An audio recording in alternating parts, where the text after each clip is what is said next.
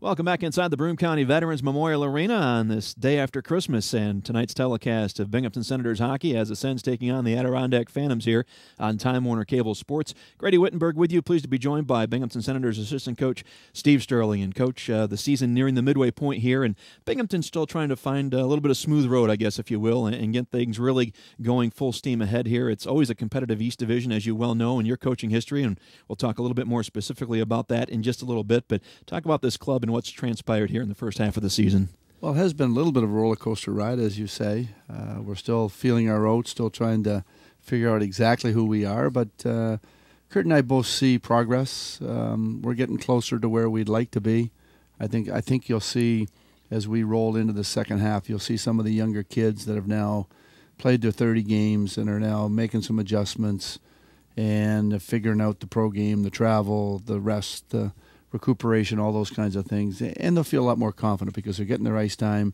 They're having their share of success along with some failures, but enough success that they'll feel good about themselves that I think better things are ahead for us. Is that the biggest thing? You talk about the younger players, and maybe you can even throw the second-year pros in there, maybe still getting set to the demands and the rigors of the pro schedule. And if they're going to hit a wall, they're probably going to hit it between maybe game 45 and 65. And is that maybe the biggest hurdle to overcome when trying to get everybody on the same page to what it takes to be a professional? For sure. The younger kids, when you just look at the college kids, they play on a good year, they probably play 36 games.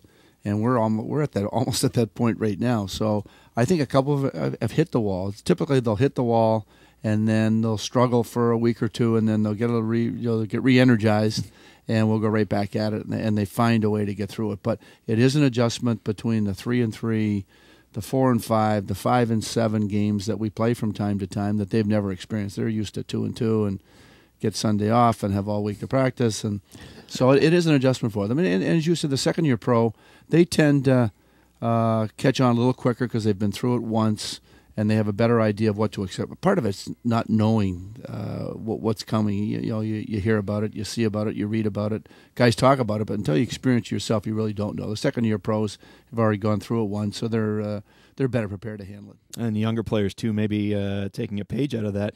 Like a young kid, they can go out and skate in the pond all day, but it does have its the negative side to it when you think you can play 4 and 5 without feeling any kind of effects, without preparing both physically and mentally. Well, for sure, and as the season progresses, those points become more difficult to get. Teams are jockeying for either a playoff spot or for a spot in the playoffs, a better spot in the playoffs.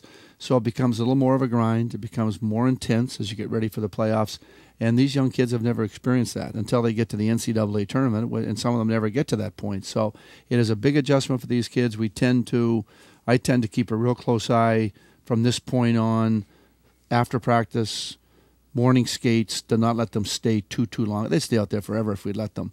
And it does take its toll over the course of the season, so we'll watch it a little closer. Well, an assistant coach this year here in Binghamton, along with head coach Kurt Kleinendorst, and 32nd season of coaching, both collegiately and professionally by my count, and a vast majority of that spent as the head coach.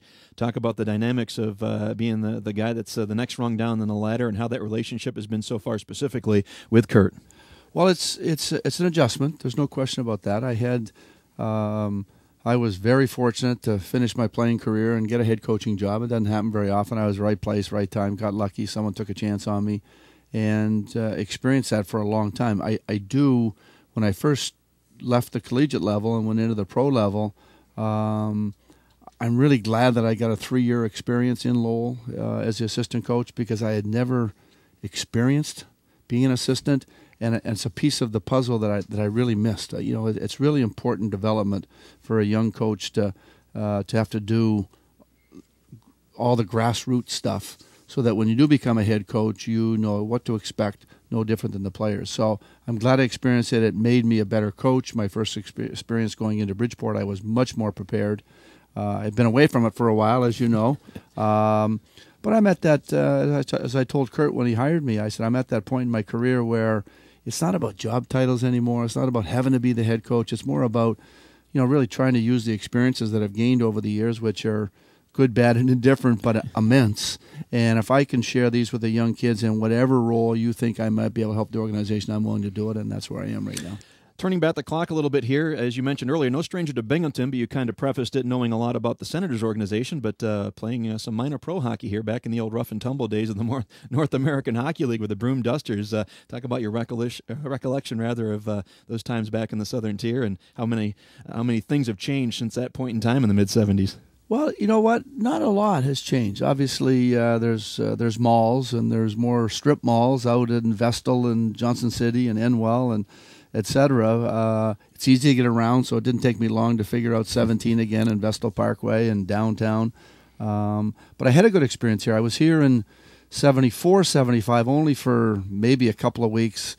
Right place, right time. Got called up to Rochester and spent the rest of the year in Rochester. And then the next year, spent the season here. And we weren't the best of teams. We fiddled around trying to get the last playoff spot real late. Unfortunately, didn't make it, but it was a good group of guys that many have stayed in the area. That tells you a lot about the community that they stayed. And a couple of players, Neil Claremont, who stayed local, I've remained in touch. I probably talk to him, if it's not once a year, every other year. We talk on the telephone to say hello. Run into Frankie Hamill and some of the guys from time to time around town. So there's fond memories, believe me. Now, how much did that lead into an opportunity to become, I wouldn't say a Hollywood star, but fill in part with the movie Slapshot, which obviously within the confines of the hockey world is kind of that cult classic? Well, it's an interesting story. The good news was I got a chance to be in Slapshot. The bad news was we didn't make the playoffs, and that's the reason why. We had finished up in April, and the movie, the Slapshot people wanted to get started early, so they took, I think, 7 or 8 of us that were either American citizens and or had a green card. I was fortunate enough to have a green card, so I was capable to work for them. We went down to Johnstown, Pennsylvania, the old barn. Well, I've been there. That's still there, that you've been there. And we were scheduled to be there for a week.